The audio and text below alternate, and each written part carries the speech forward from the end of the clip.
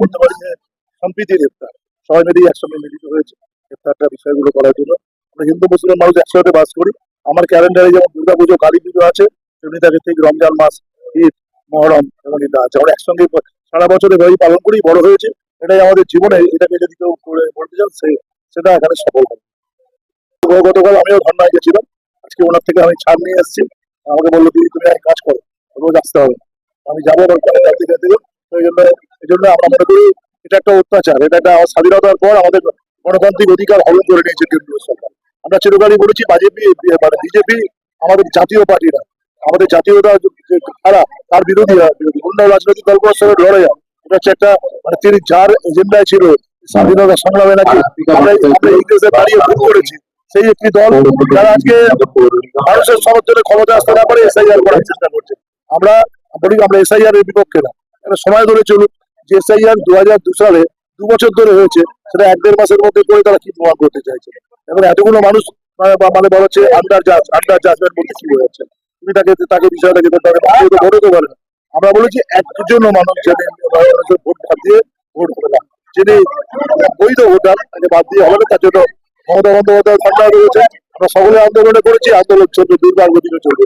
বাংলা বাঙালিদের নাম কাটা, বাংলা বাঙালিদের চিরকাল ইংরেজরা নাম কেটেছে। আমরা স্বাধীনতা সংগ্রামের ভূমিকা রেখেছি। বাংলা বাঙালিদের নাম কাটা বিষয় নেই। এরাই হিন্দু মুসলমানের নেই, এরাই গুজরাট বনাম বাংলার নাম, এরাই দিদি বনাম মোদীর লড়াই। এই লড়াই তো আমরা দক্ষিণ নারায়ণপুরে 3 নম্বর ওয়ার্ডের মানুষদের নিয়ে পবিত্র রমজান মাসে এই ইফতারের মজলিস আমরা করে থাকি। শুধু ইফতারের মজলিস নয়, তার সাথে আমরা যে কোনো উৎসবে যখন পালন করি না কেন, আমরা সামাজিক দায়বদ্ধতা নিয়ে পালন করি।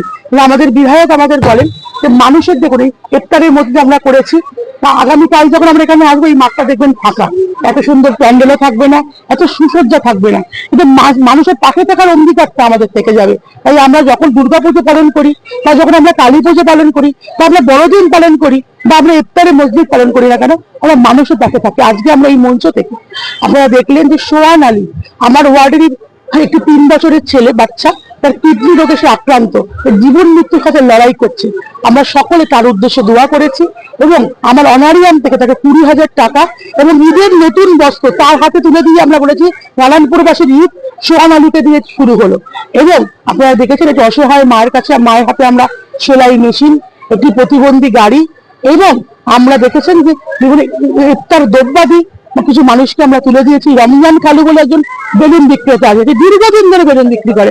এখন আমার মেয়ে ক্লাস 9-এ পড়ে, আমি যখন ছোট ছিলাম তখন থেকে ওনার কাছে বেলুন কিনতাম, দেখে খুব কষ্ট লাগে। রমজান খালু প্রায় 40 বছর ধরে বেলুন বিক্রি করে আসছে, তাকে আমরা প্রতি মাসে 2,000 টাকা করে অনারিয়াম দিই। এটাও এই মঞ্চ থেকে আমরা তুলে দিলাম। বিভিন্ন অ্যাক্টিভিটি নিয়ে আমরা যে কাজ করলাম, প্রচুর অতিথিবৃন্দরা আমাদের মধ্যে এসেছিলেন, যে সবাইকে শুভেচ্ছা জানাচ্ছি। প্রচুর রোজগার মানুষ তারা এখানে ইফতারি করেছেন, তাদেরকে আমি ধন্যবাদ, কৃতজ্ঞতা জানাচ্ছি, রমজান মাস মুবারক জানাচ্ছি এবং আমার পবিত্র ঈদের আগাম শুভেচ্ছা অভিনন্দন। আমাদের মুখ্যমন্ত্রী বলেন ধর্ম যার যার উৎসব সবার, সেই কথাকে পাথেয় করে আমরা পবিত্র ঈদ সকলে মিলে এই বাংলায় সম্প্রীতির মাধ্যমে পালন করবো, এই বার্তা আমরা রাখছি। 2,500-এর বেশি মানুষ আমরা এখানে ইফতারি করেছি।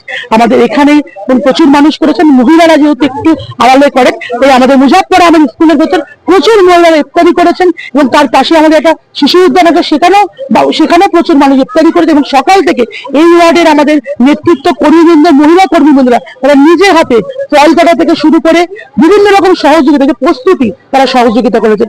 সকলকে আমাদের তরফ থেকে ধন্যবাদ।